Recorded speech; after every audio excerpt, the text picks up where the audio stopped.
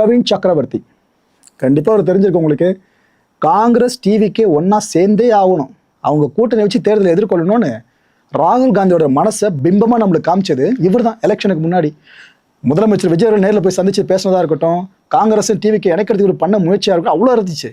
ஆனால் அதையும் தாண்டி காங்கிரஸ் இல்லை நம்ம டிஎம்கே கூட இருந்தோம்னு கடைசியில் முடிவு பண்ணிட்டாங்க. கொஞ்சம் மிஸ் ஆயிருந்தால் டிவிக்கு பக்கம் சாஞ்சிருப்பாங்க. ஆனால் எலெக்ஷன் மட்டும் சாஞ்சிருந்தா அவங்களோட மினிஸ்டர்ஸ் எண்ணிக்கை என்ன அதிகமாக இருக்கும். சரி விதி யாரை விட்டுச்சு விடுங்க. அப்பேற்பட்ட பிரவீன் சக்கரவர்த்தி இருக்கார்ல, இவர் இப்போ டிஎம்கே சார்ந்து ஒரு கருத்தை பதிவு பண்ணியிருக்காருங்க. அதான் சமீபத்தில் ஸ்டாலின் அவர்கள் சொன்னாங்கல்ல, சின்ன பசங்களை இன்ஃப்ளூயன்ஸ் பண்ணி தேர்தலில் ஜெயிச்சிட்டாங்கப்பா இவங்க, இந்த இன்ஸ்டாகிராம் இது போல் சோஷியல் மீடியா வச்சு அதிலே இன்ஃப்ளூயன்ஸ் பண்ணி வந்துட்டாங்க பார்த்துதுன்ட்டு. யார் தான் இன்ஃப்ளூயன்ஸ் பண்ண சோஷியல் மீடியா வச்சு? எல்லா கட்சியிலும் பண்ணுறதானே, ஓகே ரைட்டு. இன்ஸ்டாகிராம் வழியான வெற்றி இது அப்படின்னு சொல்லி தாவேக்கா வெற்றியை திமுக நிராகரிக்க விரும்புச்சுனாக்கா எங்களுக்கு அது மகிழ்ச்சி தான் அப்படின்னு இருக்காரு, மகிழ்ச்சின்னு இருக்காப்புல.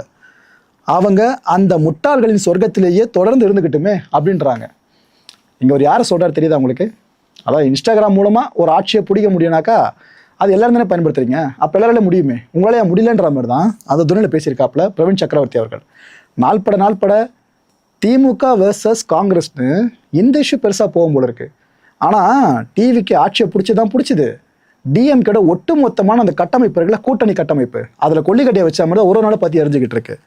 நிர்மல்குமார் அவர்கள் மின்சாரத்துறை அமைச்சர், இப்போ அவர் பங்குக்கு ஒரு குண்டத்துக்கு போட்டிருக்காருங்க. என்ன சொல்கிறா அப்படி, கடந்த டிஎம்கே ஆட்சியில் 8 லட்சம் மதிப்புள்ள 500 கிலோவாட் திறன் கொண்ட மின் மாற்றியை 13 லட்சத்துக்கு வாங்கிட்டு இருக்காங்க. இப்படி டெண்டரில் முறைகேடு நடந்திருக்கிறதா இவர் ஒரு குண்டத்துக்கு போட்டிருக்காரு மக்களே. அப்போ ஒரு மின்மாற்றி சார்ந்த இந்த அளவுக்கு காசு அடிச்சிருக்காங்க அப்படின்னா அவர் சொல்கிற விஷயம் இதுதான். இப்படி தான் தாவேக்கானர் பேச ஆரம்பிச்சான் சோஷியல் மீடியாவில். அப்போ எல்லா டெண்டர் சார்ந்து எவ்வளோ தூரம் காசு போயிருக்கும் விளக்கம் கொடுக்க சொல்லுங்க அப்படின்ட்டு சோஷியல் மீடியாவில் கேம்பெயின் ரன் பண்ண ஆரம்பிச்சான் பல டிவி கேவினர்லாம். இப்போ அமைச்சர் இந்த விஷயத்தில் சீரியஸாக பார்க்க ஆரம்பிச்சிட்டாங்களா?